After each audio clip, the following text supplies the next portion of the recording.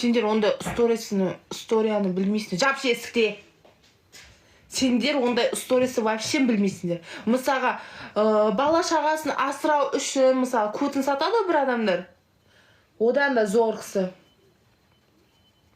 Одан бар, менде халық бар қазір.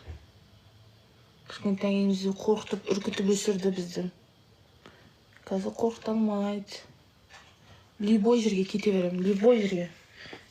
Барма ой жерге деп айтылмайды.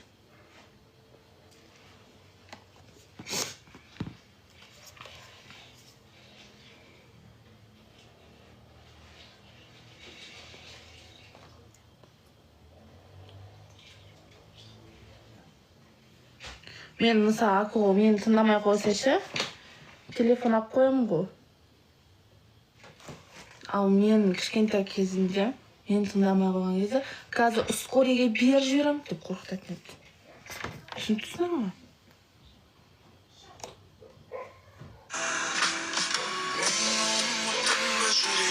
Нәрін көтеріп жүре аласың?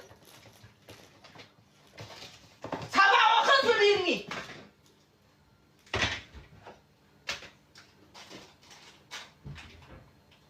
Маған сабақ оқы деп айтқан адам болмаған. Сол кезде маған 1 грамм біреу өмір сабақ оқы деп айтса, оқитын едім. Көшеде жүрдік. Қайыршы болып, мешіттің алдында әр неде құжаттар тапсырып.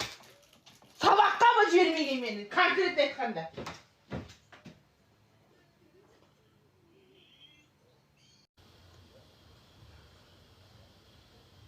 Мен 4-ші классқа дейін сөйлей алмадым. Сол сөйлей алмайтынды емдейтін орнына, сол сөйлей алмайтынды пайдаланды олар. Түсінесіңдер ме?